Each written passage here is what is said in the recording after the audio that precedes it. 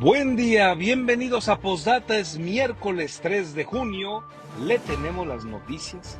El gobernador Alfredo Ramírez, el fiscal Carlos Torres Piña y el presidente del Tribunal de Justicia, Hugo Gama Coria, informaron los resultados en materia de justicia en Michoacán.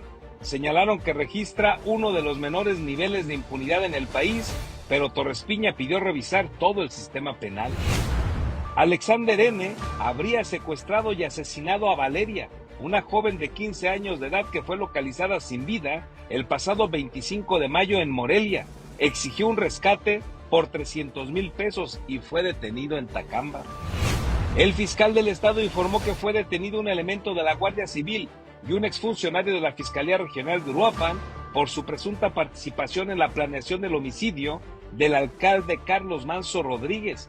Precisó que han detenido 24 personas por el crimen y 7 presuntos implicados han sido asesinados. Además, alertó en la operación de grupos criminales que reclutan a menores a través de fuentes abiertas. Tan solo en mayo se han detectado 4 casos, entre ellos 2 adolescentes de Pamatácuaro que fueron encontrados en Apatzingán. Por mayoría de votos, el Cabildo de Morelia autorizó al ayuntamiento la contratación de un crédito de corto plazo por poco más de 94 millones de pesos para obra pública, reencarpetamiento de calles y pago a proveedores. El alcalde de Morelia, Alfonso Martínez Alcázar, aseguró que el recurso permitirá garantizar la conclusión de algunos proyectos y comprometió que no heredará deuda de corto o largo plazo a la siguiente administración. El Tribunal de Disciplina Judicial determinó separar de su cargo de manera temporal a un juez como parte de las investigaciones que se realizan luego de que cambió la medida cautelar y permitió que el presunto homicida del periodista Armando Linares llevara el caso en libertad. Tras la aprobación de la reforma electoral, el presidente del IEM, Ignacio Hurtado Gómez, advirtió que podría presentarse una nueva serie de controversias e impugnaciones en torno a las candidaturas independientes. Comenzamos.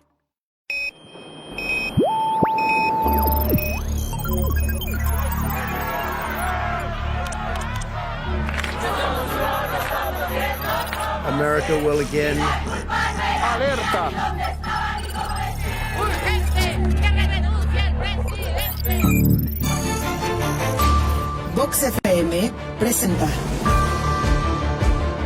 Postdata, periodismo responsable. Postdata, con Carlos Monge. Comenzamos.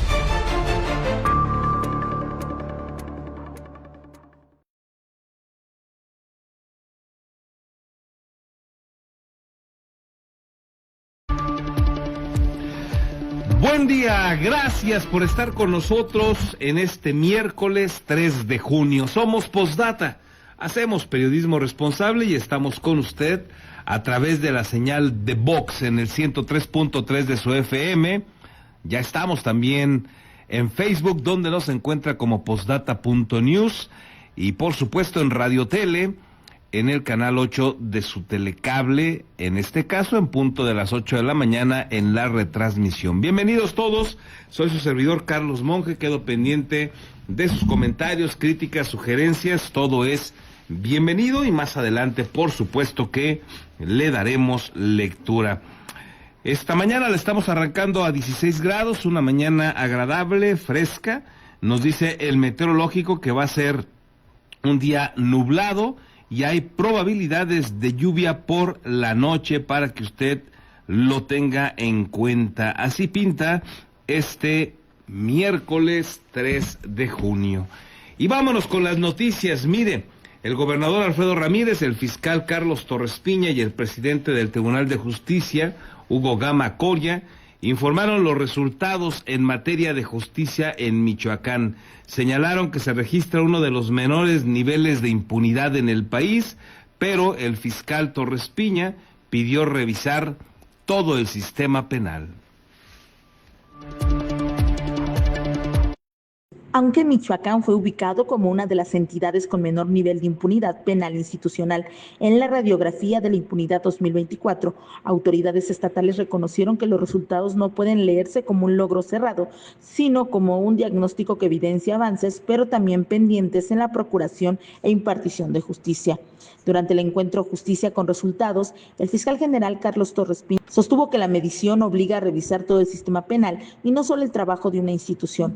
Advirtió que la impunidad puede generarse en distintos momentos, desde una denuncia que no se atiende, una carpeta que no avanza, una investigación mal integrada, un caso que no resiste control judicial o una salida alterna que no repara el daño. Torres Piña indicó que Michoacán aparece con un nivel de impunidad penal institucional de 67.88% frente a una medida nacional superior. Sin embargo, precisó que el dato corresponde al periodo 2023-2024 y que debe verse como una hoja de ruta. Entre los pendientes mencionó fortalecer la investigación, reducir el archivo temporal, revisar el uso del no ejercicio de la acción penal, mejorar la judicialización y disminuir rezagos. También informó que los casos de no ejercicio de la acción penal pasaron de alrededor de 9.700 en el periodo previo a 590 entre junio del 2025 y 2026, mientras que los archivos temporales bajaron de 17.872 a 17.542, una reducción que atribuyó a una política de revisión de carpetas. También revisamos el archivo temporal. El archivo temporal es una figura legal, si bien es cierto. Pero si no se revisa, si no se reactiva y si no se cruza con nueva información, puede convertirse en una zona de estancamiento. Durante el periodo julio 24 a abril del 25, se registraron alrededor de 20.852 carpetas o archivos temporales. El gobernador Alfredo Ramírez Bedoya defendió que los resultados son producto de la coordinación entre el Ejecutivo, la Fiscalía, el Poder Judicial y las fuerzas de seguridad, aunque sostuvo que el reto sigue siendo que las instituciones funcionen para la ciudadanía y no para los funcionarios. Señaló que se han fortalecido las capacidades de investigación y judicialización con más cateos, vinculaciones a proceso y sentencias. Creo que esa es la gran trascendencia de lo que hoy estamos haciendo en Michoacán en el tema de coordinación para lograr la cero impunidad, que es fundamental. Por supuesto que aumentamos los presupuestos. Este año en todos los órganos de justicia, hablando solo de justicia, dejando fuera la Secretaría de Seguridad Pública del Estado o lo que corresponde al Ejecutivo del Estado, hay un aumento presupuestal tanto a la Fiscalía del Estado como al Poder Judicial del 20%.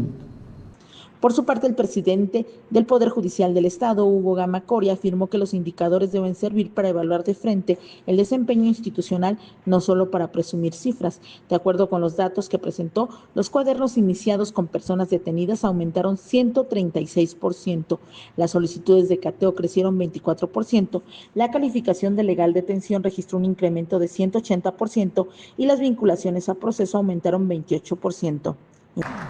Del 15 de septiembre de 2025 al 22 de mayo de 2026, en el sistema oral penal se contabilizó el ingreso de 6.785 asuntos y la conclusión de 5.732.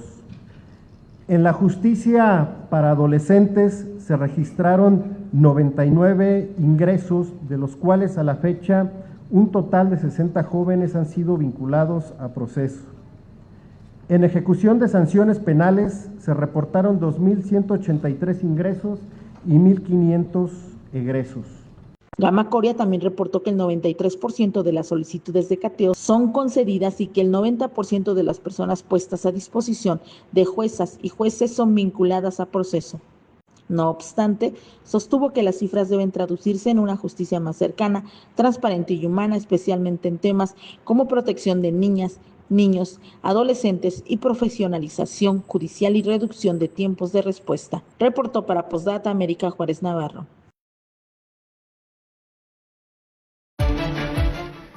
El fiscal Carlos Torres Piña informó también que Alexander N. habría sustraído y asesinado a Valeria, una joven de 15 años de edad que fue localizada sin vida el pasado 25 de mayo aquí en Morelia. Se presume que exigió un rescate por 300,000 pesos y acaba de ser detenido en Tacámbaro. Alexander N. habría secuestrado y luego arrebatado la vida a Valeria, una menor de 15 años de edad de Morelia, para luego exigir a sus padres un rescate de 300,000 pesos.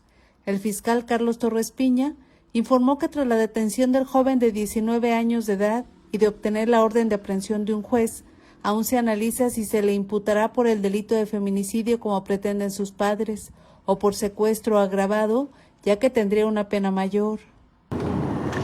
Decirles que ellos tienen la inquietud o tenían la inquietud de que se pudiera solicitar la acusación por feminicidio, por ejemplo. La investigación se está haciendo con perspectiva de género, por supuesto. Están trabajando coordinadamente la Fiscalía de Secuestros y Extorsión y la Fiscalía de Feminicidios. Y es un tema que estaremos valorando el día de hoy. Nosotros hablábamos con la familia que pues puede ser mejor la sanción y la pena mayor si es por secuestro agravado. En conferencia de prensa, Torres Piña informó que los padres de Valeria presentaron la denuncia por desaparición cerca de las 8 de la noche con 40 minutos del lunes 25 de mayo, luego de que Valeria no llegara a la hora acostumbrada a casa y de que realizaron recorridos por las calles que habitualmente transitaba. Señaló que un par de horas después recibieron un mensaje vía WhatsApp del celular de la menor en el que les exigían 300,000 pesos por entregarla, por lo que se solicitó la información de movilidad de la compañía celular para conocer la ubicación de la víctima. El 26 por la mañana se localizó el cuerpo de la menor en la aldea y se realizó después el estudio de movilidad del aparato telefónico que les permitió conocer que recorrió el tramo Morelia-Tacámbaro, donde Alexander fue localizado el jueves 28 y detenido por elementos de diversas corporaciones, acusados por otros hechos delictivos registrados entre septiembre y octubre del 2025. El día 30 se solicitó un cateo en esta localidad de Joyitas o la localidad de Caracha, que también es donde estaba ubicado el domicilio, donde se escondía este personaje, donde se localizaron varias pertenencias, la motocicleta en la que se observa en el video que traslada a la víctima y que después regresa solo, una mochila que también se aprecia en el video que iba cargando ese día de los hechos, un abanico, una caja de celular y un par de sandalias, y que coincide con la investigación que el agresor de Valeria es Alexander N. De acuerdo a imágenes de cámaras de seguridad, Valeria fue vista por última vez con vida entre las 10 y las 11:30 de la mañana del 25 de mayo en la colonia 3 de agosto de Morelia, a bordo de una motocicleta con su agresor, quien vuelve a transitar el mismo camino solo 20 minutos después, pero ya solo. El fiscal informó que además de Alexander N., fueron detenidas otras 2 personas por otro caso de homicidio y secuestro en el que estarían los 3 implicados. Explicó que en el transcurso de este martes se solicitará la orden de aprehensión por el caso de Valeria, por lo que se espera que el jueves se realice la audiencia de vinculación a proceso. Además, aseguró que se investigará si existió alguna omisión o arbitrariedad en el proceso de investigación, como denunciaron los padres de la víctima. Con la edición de Víctor Jaramillo, reportó para Postdata Verónica García.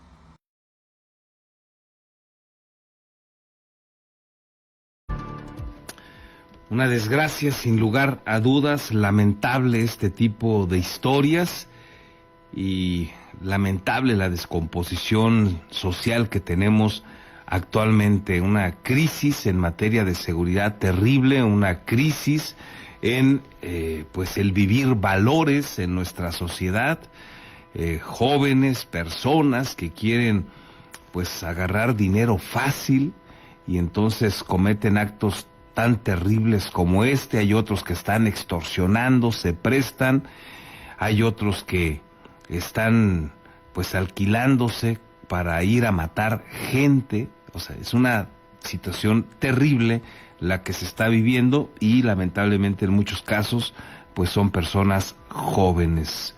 urge prestar atención en ese sentido en nuestra sociedad.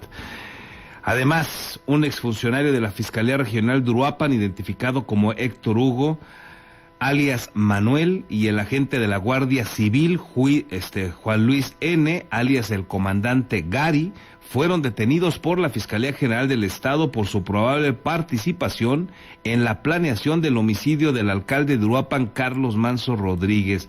El fiscal Carlos Torres informó que Héctor Hugo sería el responsable de filtrar a la tía información sobre la orden de aprehensión de El Congo, ambos detenidos como presuntos implicados en el homicidio del fundador del Movimiento del Sombrero. En el caso del comandante, proporcionaba datos de operativos y de armas que podían adquirir otros de los implicados en el hecho. Él era agente de la Guardia Civil, adscrita a Medio Ambiente de la Guardia Civil del Estado, y dentro de sus pertenencias cuando fue detenido está su teléfono, algunas bolsas de enervantes, dinero en efectivo y otros datos diversos que fueron encontrados en sus pertenencias. Él también compartía datos, información sobre ciertos procesos, pero además hacía llegar mediante fotografías algunos tipos de armas que podía comprar o acceder Wendy en la tía, entre otras cosas de participación y de información que se compartía.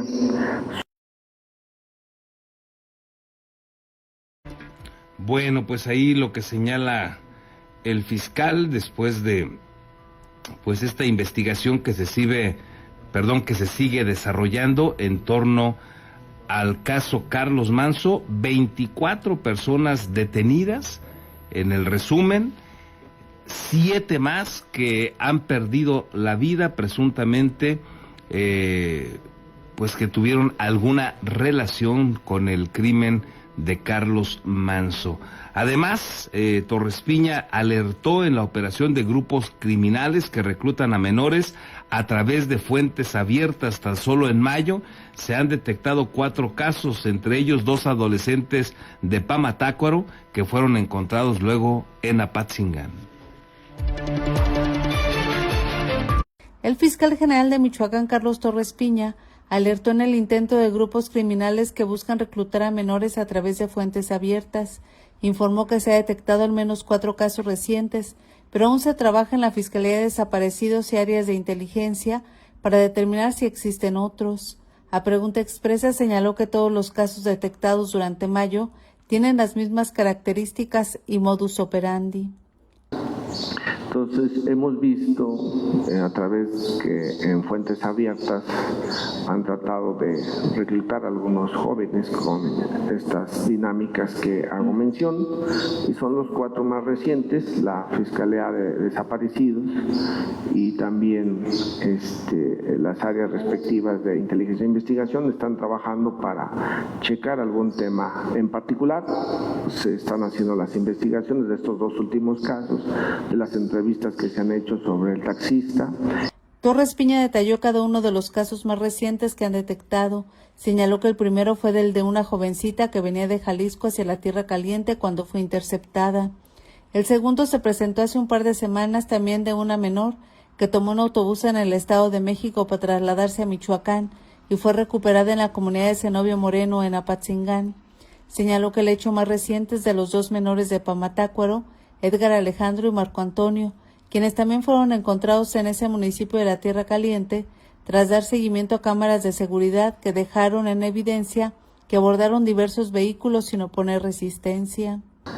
Y recientemente estos 2 chicos que en los videos se aprecia que suben de manera voluntaria, se trasladan de un vehículo a otro de manera voluntaria, no hay ninguna agresión o que los obliguen, sino que lo hacen de manera voluntaria. Y finalmente, con los operativos que se hicieron por las diferentes corporaciones, la difusión de cédulas, pues fueron encontrados en Apatzingán. Torres Piña precisó que siguen las investigaciones, sobre todo en los últimos casos, en los que se tiene el testimonio de un taxista y otra persona que se vio involucrada en los hechos. Con la edición de Víctor Jaramillo, reportó para Posdata Verónica García. El secretario de Seguridad Pública de Michoacán, José Antonio Cruz Medina, informó que la Fiscalía General del Estado mantiene la investigación sobre el fallecimiento de un elemento policial luego de que se reportara un presunto suicidio en las instalaciones del C5.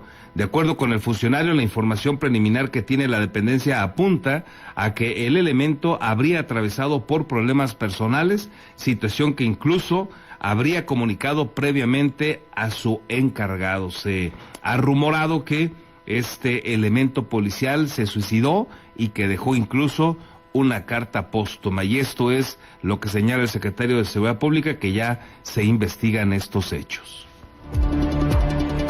Suicidio. Sí, las cámaras que tenemos de C5, el reporte nos indica toda esa parte. El tema que tenemos obviamente es de que tenías alguna carta póstuma en el tema pidiéndole perdón ahí a sus semejantes, a sus familiares, una decisión que ya ha tomado con antelación. Desafortunadamente no se pudo detectar a tiempo ese tipo de advertencia y el elemento se quita la vida. ¿Qué estaría haciendo la Secretaría para poder atender ese tema de salud mental? Sí, si recordamos, hemos trabajado con campañas intensamente, estamos trabajando tanto en las regiones como propiamente en la propia Secretaría, con la DAP, es nuestra Dirección de Atención y el Fomento, tema de la propia Secretaría de Seguridad Pública, con psicólogos y médicos, estamos trabajando ello, vamos a ir reforzando esta otra parte. Entendemos que es un problema que surgió en este momento, era un personal que ya tenía mucho tiempo en la corporación, que ya se tenía trabajando propiamente con él. Desafortunadamente fue de un momento a otro que haya tomado esta decisión. Sí, los elementos ya estaban fuera de peligro, desde el primer momento se había informado por parte de la Secretaría de Seguridad Pública que estaba completamente fuera de peligro, los elementos están en recuperación, algunos fueron trasladados al lugar de origen porque no son completamente aquí del Estado, algunos son de Puebla, del Estado de México, y los que son aquí, pero estamos, la mayoría está completamente ya en su casa, porque queda uno que está todavía internado.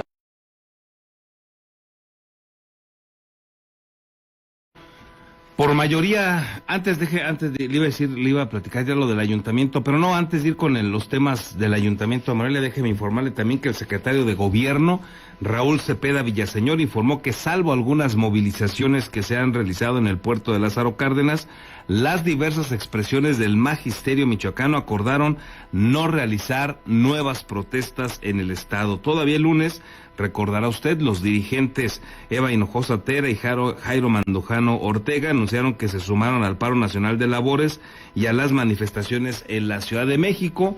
Se realizó una marcha también aquí en la capital michoacana, pero hasta lo que se tiene en este momento, pues no ha impactado de mayor manera ese presunto paro laboral en las escuelas de Michoacán, y esto es lo que señala al respecto el secretario de Gobierno, Raúl Cepeda.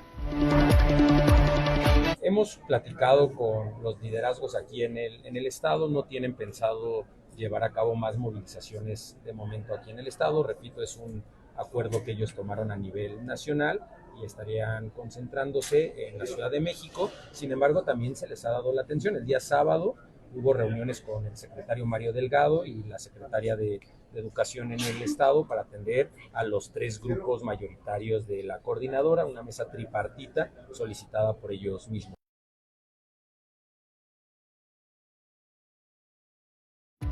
Así vámonos con lo del Ayuntamiento de Morelia, porque por mayoría de votos el Cabildo autorizó al Ayuntamiento la contratación de un crédito de corto plazo por poco más de 94 millones de pesos para obra pública, en especial para reencarpetamiento de calles y pago a proveedores. Por mayoría de votos, el Cabildo de Morelia autorizó al Ayuntamiento capitalino a la contratación de un crédito de corto plazo por un monto de 94.715.000 pesos, recursos que se destinarán a pago de proveedores, obras y reencarpetamiento vial. Votaron en contra las regidoras de Morena, Mariano Orozco Hernández, y del PRI, Edna Martínez Nambo, quien denunció la falta de transparencia del dictamen, ya que no establece la información precisa del destino que tendrá el presupuesto municipal. Tras aclarar que su postura no corresponde a un interés político coyuntural, consideró inexplicable la solicitud de un nuevo crédito para atender compromisos inmediatos y necesidades temporales de la administración municipal, cuando el gobierno registra pasivos por 925 millones de pesos. No se presenta una lista detallada de proveedores, no se identifican contratistas, no se especifican obras, no se señalan montos individualizados, no se informa qué adeudos serán cubiertos, no se establece un orden de prelación para los pagos, no se conoce si se atenderán primero las obligaciones laborales, finiquitos pendientes de trabajadores o compromisos contractuales. Pese a votar a favor de la contratación de la deuda, los regidores del PRD Lucila Martínez Manríquez y Salvador Arbizu Cisneros reprocharon que no se les haya dado a conocer la información detallada para conocer el tema de fondo. Invitan a reunión de comisiones, pero pues esa reunión de comisiones lo único que trae pues es que obvio que la comisión lo va a aprobar, y ya cuando llegamos aquí pues automáticamente levantamos la mano sin tener un conocimiento de fondo de la problemática que se viva o que se vive. Y es por eso que lo digo claramente, si no soy invitado a alguna reunión donde se platique de fondo la problemática financiera de lo que estamos viviendo, no, mi voto será en contra. El tesorero municipal Héctor Gómez Trujillo garantizó que la deuda no se va a heredar a otras administraciones, ya que por ley debe ser cubierta más tardar el 31 de mayo del 2027. Explicó que los recursos se destinarán al pago de obra a fin de que no quede ninguna inconclusa, al reencarpetamiento de calles y a cubrir deuda con proveedores. Trae el presidente una estrategia de reencarpetamiento muy intensa para cerrar el tema de varias obras que tiene todavía para concluir la administración, no quiere dejar ninguna obra inconclusa. Y algún tema para proveedores, es decir, pues se va a como diversificar el recurso. En realidad las finanzas están bien, y nosotros lo hemos dicho, del tema de proveedores que es muy sonado. Cuando cerramos la cuenta del ejercicio fiscal 2025 traemos un saldo como de 1,000 millones, al siguiente trimestre ya traemos un saldo de 400 millones Señaló que desde el inicio de año se implementaron medidas de disciplina financiera, ya que el compromiso es cerrar la administración sin deuda, tanto de largo como de corto plazo, así como con proveedores. Con las imágenes de Daniel Guillén, reportó para Posdata Verónica García. Bueno, pues ahí los datos de este crédito, más de 94 millones de pesos de corto plazo. Eso lo que nos indica es que van a tenerlos que pagar máximo en un año. Y pues en esa lógica el alcalde Alfonso Martínez aseguró que el recurso va a permitir garantizar la conclusión de algunos proyectos de obra pública, y comprometió además que no va a heredar deuda a la próxima administración.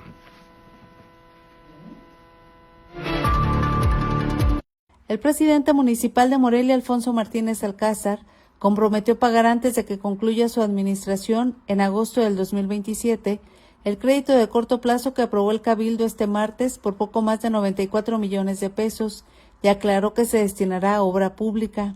Explicó que con los recursos se dará dinamismo a los proyectos que se desarrolla el ayuntamiento en la capital, a fin de que los ciudadanos puedan utilizarlos. Nosotros lo que queremos es que la ciudadanía pueda utilizar las cosas. Por eso a veces es importante el financiamiento, pero el financiamiento está en las obras y todo se va a pagar antes de que termine mi gestión. O sea, no se va a ningún otro tema, alcalde, todo se va a obras. Es para obras, es para las obras de nuestra ciudad. El secretario de Obras Públicas de Morelia, Juan Fernando Sosa Tapia, explicó que del monto de deuda se asignará una tercera parte a financiar los trabajos de reencarpetamiento de calles y avenidas, así como a concluir las obras que están en espera de recursos, como el colector pluvial de la colonia Nicolaitas Ilustres. Con las imágenes de Daniel Guillén, reportó para Posdata Verónica García.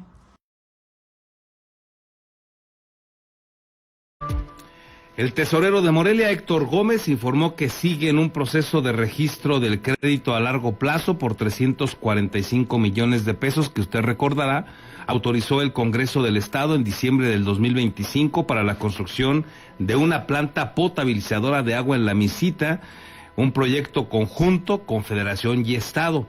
Precisó que del monto autorizado inicialmente, 345 millones de pesos, solamente se van a utilizar 130 millones de pesos, ya que al momento de revisar el costo que tendrá la obra, se determinó que en conjunto se requieren de 450 millones de pesos, y en esa lógica al municipio le va a tocar aportar ese monto, unos 130 millones de pesos. Bueno, sorprendente este dato que escuchará usted en voz del tesorero de Morelia, porque es una obra conjunta y pues la habían cotizado pues prácticamente al triple de lo que finalmente va a quedar. Digo, qué bueno que al final hay un ahorro y no se va a requerir más dinero, pero inicialmente, imagínese, al ayuntamiento en esa aportación tripartita le tocaban 345 millones según lo que se calculó de inicio, y bueno, se ha ajustado el monto, estuvo exagerado y pues ahora se van a requerir, dice el tesorero, solamente 130 millones de pesos, sin lugar a dudas una buena noticia, que no se vaya a requerir todo lo que se había autorizado.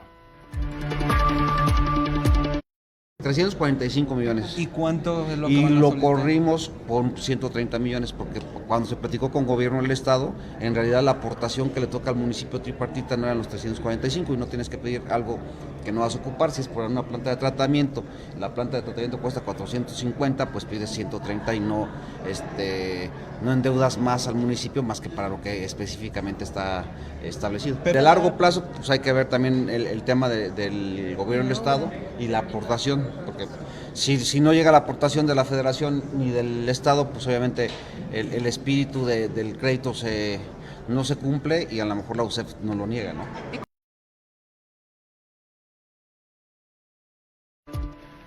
Y con una inversión de 300 millones de pesos, el Ayuntamiento de Morelia arrancó una jornada de reencarpetamiento y rehabilitación en cerca de 50 kilómetros de las calles con mayor tránsito y en consecuencia con mayor daño estructural.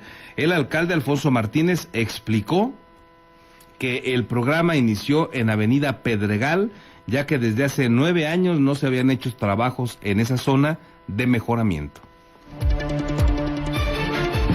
Vamos a hacer una inversión histórica, ambiciosa, en reencarpetamientos y arreglos de vialidades. Es una de las demandas que tiene la ciudadanía. La ciudadanía nos ha dicho que uno de los pendientes todavía es reparar calles en nuestra ciudad. Pues sí, decidimos comenzar con la seguridad, empezar a embellecer nuestra ciudad, limpiarla, hacer obras que urgían, arreglar inundaciones y muchas otras cosas. Es momento de culminar una obra arreglando las calles de Morelia. Esta inversión histórica es de 300 millones de pesos en lo que resta del año para poder reparar las calles de Morelia. Va a ser el equivalente a 50 kilómetros de calles reparadas, que es casi dar 2 vueltas al libramiento o circuito interior de nuestra ciudad.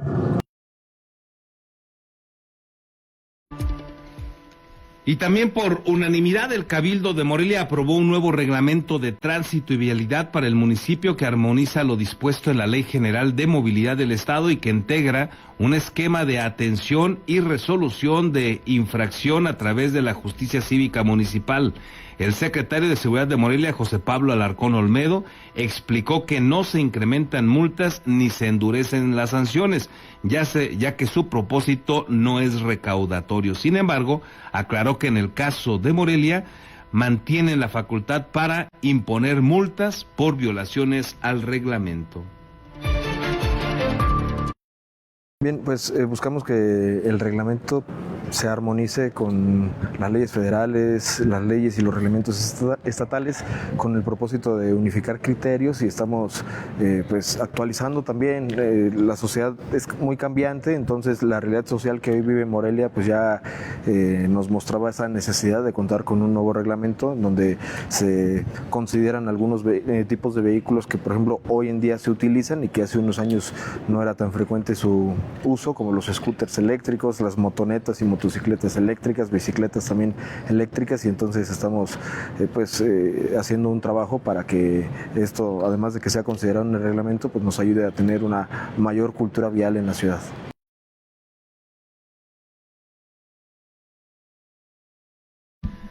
Déjeme informarle también, seguramente usted ya lo sabe porque se ha viralizado esta información, se viralizó ayer muy rápidamente, porque el hijo de López Obrador, el hijo menor, Jesús Ernesto López Gutiérrez, fue captado en una cena privada. Estoy tomando los datos a detalle de la nota informativa del portal de Carmen Aristegui, donde señala que fue captado durante una cena privada en el restaurante Nur Et Steakhouse en la Ciudad de México, con la presencia de este chef muy conocido, un chef internacional, Nusret Gok, mejor conocido como Salvi.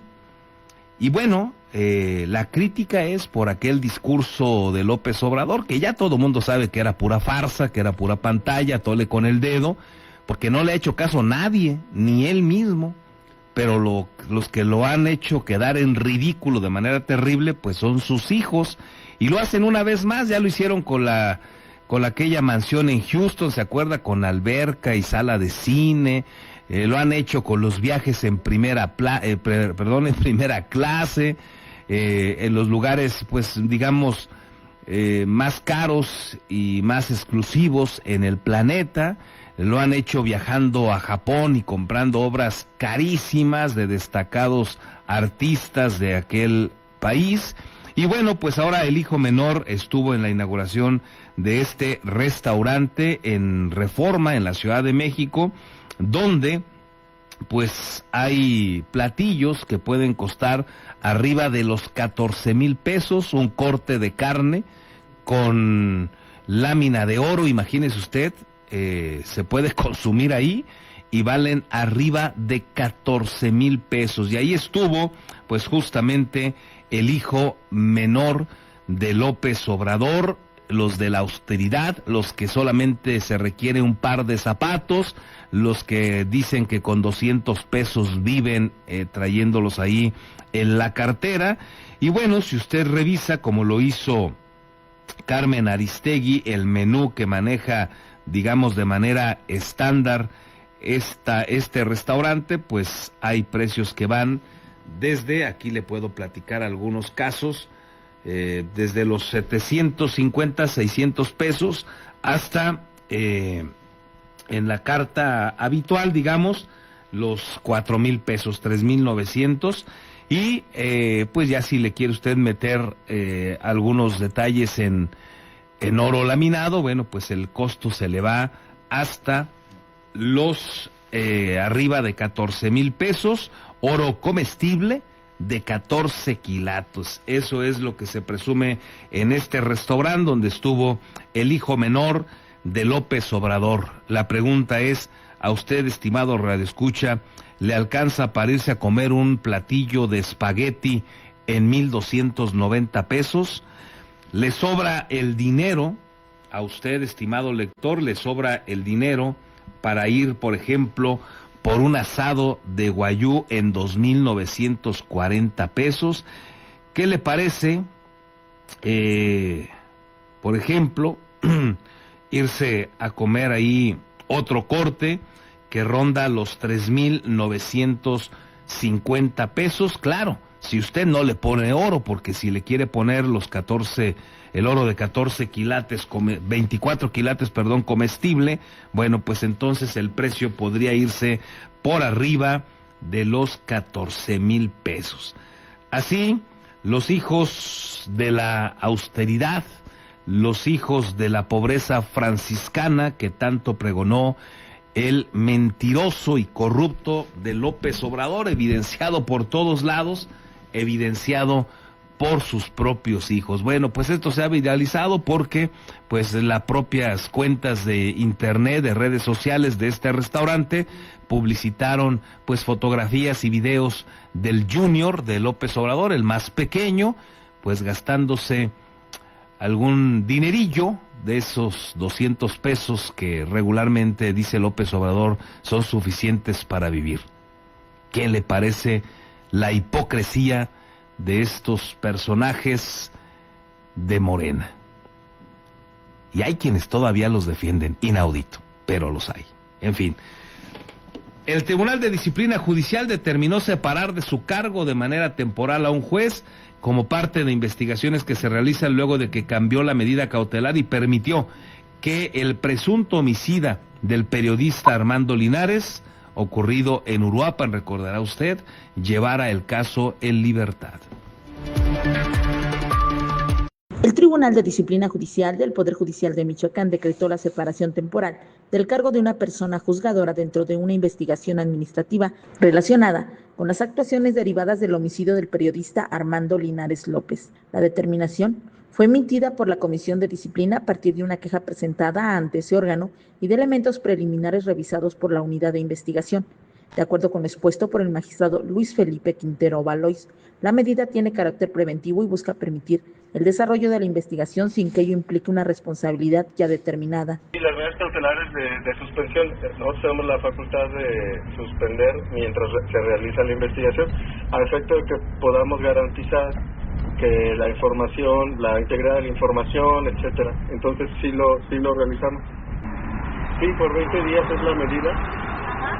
En ambos casos es el caso o los juicios que se realizaron en razón del homicidio de Armando Linares.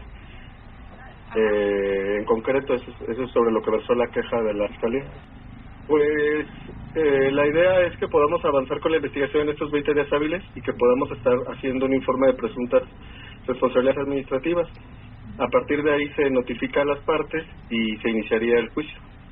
Quintero Valois precisó que la separación es temporal por un periodo de 20 días hábiles y que durante ese plazo se buscará avanzar en la integración de la investigación para determinar si existen elementos suficientes que permitan formular un informe de presunta responsabilidad administrativa. En caso de acreditarse indicios suficientes, se daría paso al juicio correspondiente ante el propio tribunal. El magistrado José Alfredo Flores Vargas, presidente del Tribunal de Disciplina Judicial, subrayó que la medida no debe entenderse como una sanción ni como una determinación de responsabilidad, sino como una actuación cautelar dentro de una investigación en curso. Sí, son medidas cautelares, son de naturaleza diversa, que por el mismo proceso y el esquema que hay, tenemos que ser muy cuidadosos. ¿Pero suspensión provisional? Se separan provisionalmente, o podría llegar el caso de separarse provisionalmente, lo cual soy muy enfático y muy claro, no implica que haya una responsabilidad de los servidores. Está abierta la investigación. Es correcto. De acuerdo con información proporcionada por integrantes del tribunal, el procedimiento se relaciona con la revisión de actuaciones jurisdiccionales dentro de juicios y medidas adoptadas en torno a personas juzgadoras que estuvieron vinculadas a procesos en la región de Zitácuaro. En el caso específico, la queja guarda relación con actuaciones derivadas del expediente penal, seguido por el homicidio del periodista Armando Linares. Reportó para Postdata América Juárez Navarro. Y tras la aprobación de la reforma electoral, el presidente del Instituto Electoral de Michoacán, Ignacio Hurtado Gómez, advirtió que podrían presentarse una nueva serie de controversias e impugnaciones en torno a las candidaturas independientes. Recordará usted que, entre otros temas que trata esta reforma electoral, pues se le fueron a la yugular, sobre todo al movimiento del sombrero. Les impiden que puedan hacer los independientes equipo para una campaña global. Cada quien tiene que ir con su logo, con su esquema, con su eslogan, sin unirse, sin vincular eventos, porque podrían arrebatarles incluso la candidatura. Dice Ignacio Hurtado que esto va a generar más controversias e impugnaciones. La reforma electoral aprobada en Michoacán podría abrir una nueva ruta de controversias e impugnaciones en torno a las candidaturas independientes, particularmente cuando las personas interesadas busquen registrarse ante el Instituto Electoral de Michoacán, advirtió el presidente del IEM, Ignacio Hurtado Gómez. Señaló que el debate se ha concentrado en la regulación de las candidaturas independientes, donde existen dos visiones: la del legislativo, que plantea la necesidad de precisar reglas y fortalecer indirectamente al sistema de partidos, y la de quienes consideran que los nuevos candados pueden resultar desproporcionados y limitar la participación ciudadana. Sin embargo, también como bien señalas, pues obviamente del otro lado, ¿no? Consideran que estas reglas que se incorporaron en la reforma pues son desproporcionadas, ¿no? Porque limitan de alguna manera la propia participación. Sobre todo se enfoca mucho al tema de la utilización del eslogan, los símbolos, estos símbolos, si son marcas registradas, utilización o no, como ahora, incluso su utilización colectiva, ¿no? Del propio símbolo, que incluso algunos decían es que ya ese uso colectivo pues te puede llevar más cerca a lo que es un partido político. Hurtado Gómez explicó que uno de los puntos que podría generar mayor discusión es el uso de símbolos, eslogans, marcas registradas, colores e imágenes por parte de candidaturas independientes, sobre todo cuando se utilicen de manera colectiva, pues algunos sectores consideran que eso podría acercarlas a una dinámica de partido político sin cumplir con la misma rigurosidad legal, aunque evitó fijar una postura de fondo al señalar que eventualmente estos asuntos podrían llegar al Consejo General del IEM. Anticipó que habrá un segundo momento de debate cuando se presenten solicitudes de registro. Entonces, mira, yo creo que es un tema que va a estar ahí. La verdad es que lo tengo que decir con mucha claridad y objetividad. En este momento sí no me gustaría, porque seguramente van a ser temas que nos van a llegar aquí. Es decir, en algún momento hay dos momentos en los cuales alguien, digo, si así lo desean y si se sienten inconformes, hay dos momentos en que podrían combatir o cuestionar esta determinación. Uno, de manera abstracta, en este momento, a través de a lo mejor alguna acción de inconstitucionalidad o algo que habría que ver si la ley les da la legitimación para llegar a eso. Porque también se hablaba de que solamente los partidos pueden impugnar o un porcentaje de las propias diputaciones del Congreso, etcétera. Pero va a haber un momento, si por alguna razón en este instante decidieran no combatir, ¿no? Estas determinaciones, va a haber un segundo momento, y ese segundo momento muy seguramente va a llegar aquí al instituto. Es decir, cuando ellos vengan, digo, si es que vienen, pero si llegan y nos presentan las solicitudes de registro de candidaturas independientes, que ya además hemos tenido ahí algunos casos, especialmente sobre los logotipos, sobre los símbolos que se llegan a usar, sobre los colores que incluso se llegan a usar. El presidente del IEM recordó que en el proceso pasado ya hubo casos relacionados con el uso de la imagen del sombrero en más de una candidatura independiente, así como discusiones sobre logotipos, símbolos y colores, por lo que consideró que la reforma deberá analizarse con calma. Subrayó que uno de los objetivos es permitir que la ciudadanía pueda diferenciar con claridad las opciones políticas que se le presentan. Reportó para Postdata América Juárez Navarro.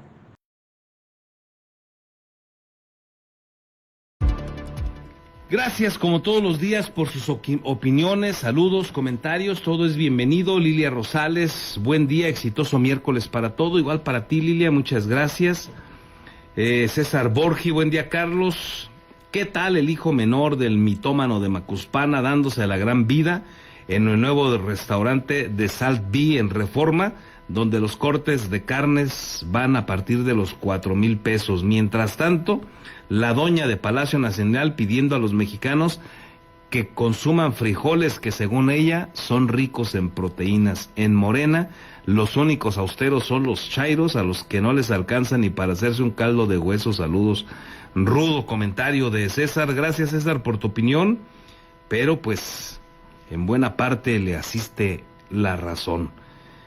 Así la doble cara de estos políticos que tenemos hoy empoderados en México, no se diga de López Obrador y sus hijos, sus descendientes. Qué lástima, carajo. Bueno, pero ahí están muchos todavía felices y contentos y aplaudiendo. Frocelo Muñoz, buen día Carlos, con mucha salud. Gracias Frocelo, igualmente. Javier Esquivel también nos deja saludos. Gracias Javier, igualmente para ti. Macario Tarso nos comparte otra historia de engendritos del mal y los padres, bien gracias a ellos, nadie les dice ni hace nada por la irresponsabilidad de criar, educar, cuidar y guiar a sus hijos por el buen camino. Mientras no se les enjuicie, también seguirán echando hijos al mundo sin oficio ni beneficio. Ya empezamos mal, dice, ojalá esa obra, la planta potabilizadora de agua, no se contamine con el jaloneo político que se viene. La terminarán. Ya empezamos mal, considerando costos inflados, suponiendo que el gobierno federal y estatal aportarán. Se vale soñar. Ponchito, dice aquí Macario. Gracias, Macario, por tu opinión, tu par de opiniones. Agustín Cárdenas, buen día, Carlos, feliz miércoles para todo tu gran equipo y a quienes te acompañan. Gracias, Agustín, igualmente. Teresa Aguilar, saludos, Carlos, excelente día. Igualmente, Tere, gracias. Melchor Ornelas, buen día, Carlos y amigo. Las colonias piden agua y los obligan a salir a bloquear el libramiento. Ojalá Adolfo Torres se ubique más en el OAPAS que en andar en las grandes carpas de la comunicación luciéndose. Carlos, te invito a un chocoflán, tú me indicas cuándo. Gracias, Melchor, buen día. Verónica Sacristán, buenos días, saludos para todos, excelente noticiero, los escucho siempre. Quiero hacer un reporte a la Comisión de Luz. Es que en la colonia Unión Popular no tenemos luz pública desde el día de la lluvia, estamos completamente oscuras. Híjole, ojalá que pronto se recupere esa iluminación, Verónica, gracias por tus saludos también y por estar aquí con nosotros. Varela García, Pili Varela García dice, no le den atención a estos indeseables, no se lo merecen. Lo mejor que podemos hacer es ignorarlos por completo. Ya bastante daño le hizo al país, su padre, como para que ahora el hijo tenga reflectores. Es un inútil, nunca ha logrado nada en su vida por propio mérito. Gracias también por esta opinión, Pili. Elías Morales Hernández dice, buen día, Carlos, desde Sinsunzan. Gracias, Elia, un saludo, por supuesto, un abrazo a quienes nos escuchan por allá también en Sinsunzan. Muchas gracias. Déjenme hacer con esto una breve pausa y regresamos.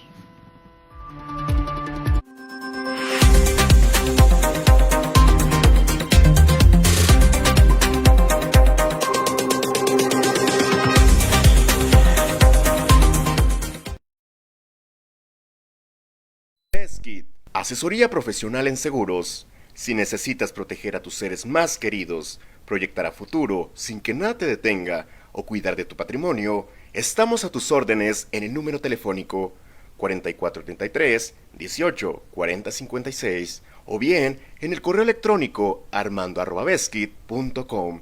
El licenciado Armando Dueñas Díaz, profesional en asesoría de seguros, espera su llamada.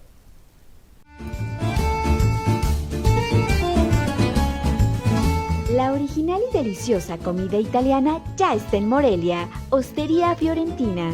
Te esperamos en Boulevard García de León, número 1045. Contamos con una amplia carta donde encontrarás pastas, cortes, postres y, claro, la inigualable y deliciosa pizza. Desayuna, come o cena con nosotros. Ven a maravillarte del sabor italiano.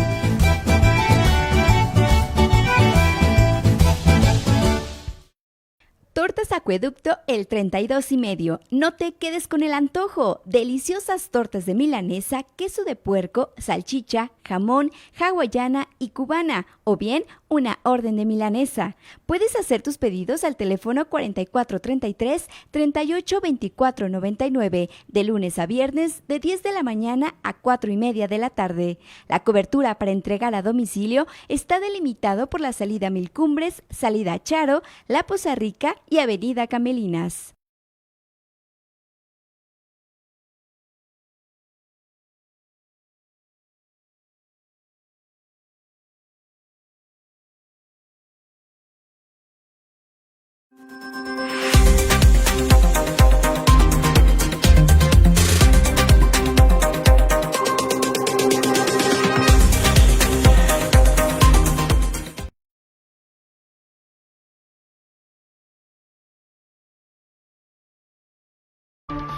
Ya estamos de regreso, gracias por continuar con nosotros y vámonos a ver lo que ha sucedido en las últimas horas en materia de seguridad en nuestro territorio estatal.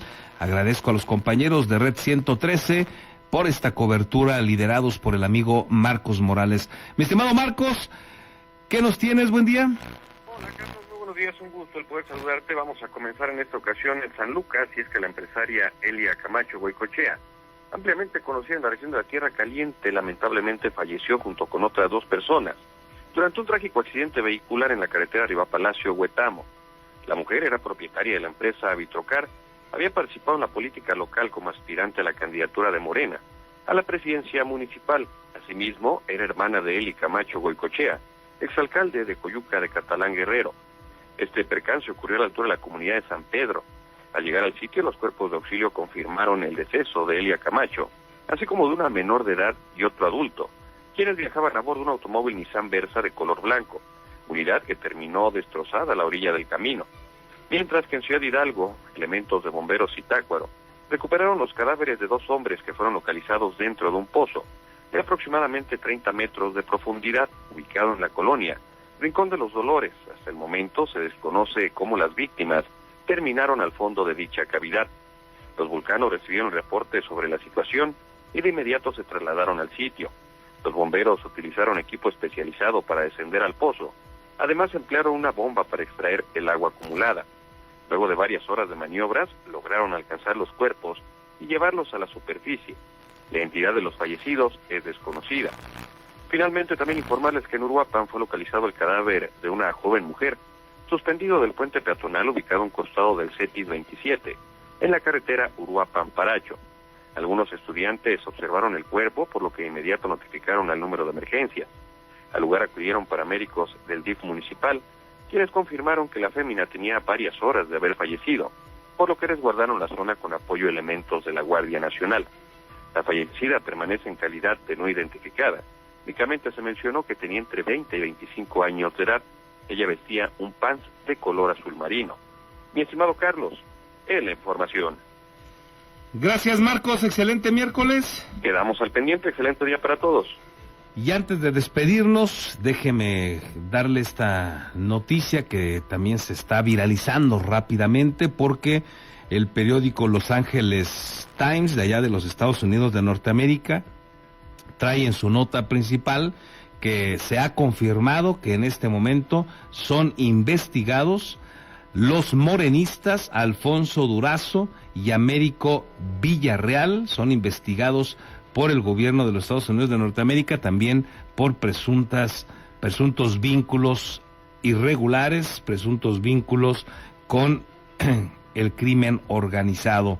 Así es que pues ya se vuelve a calentar este tema que tiene varios días hablándose. Ahora lo publica Los Angeles Times sobre estos 2 gobernadores que ya han sido muy mencionados en diversas notas informativas, análisis también políticos, y bueno, pues hoy lo hace de nueva cuenta Los Angeles Times, que seguramente dará mucho más de qué hablar. Ya le iremos platicando cómo evoluciona el tema en los próximos días y a ver si alcanza hasta dónde va, por ejemplo, el tema de Sinaloa con Rocha Moya y otros 9 presuntos involucrados con el crimen organizado de ese gobierno. Con esto nos vamos. Por su atención, muchísimas gracias, que tenga usted un excelente miércoles, nos escuchamos y nos vemos mañana.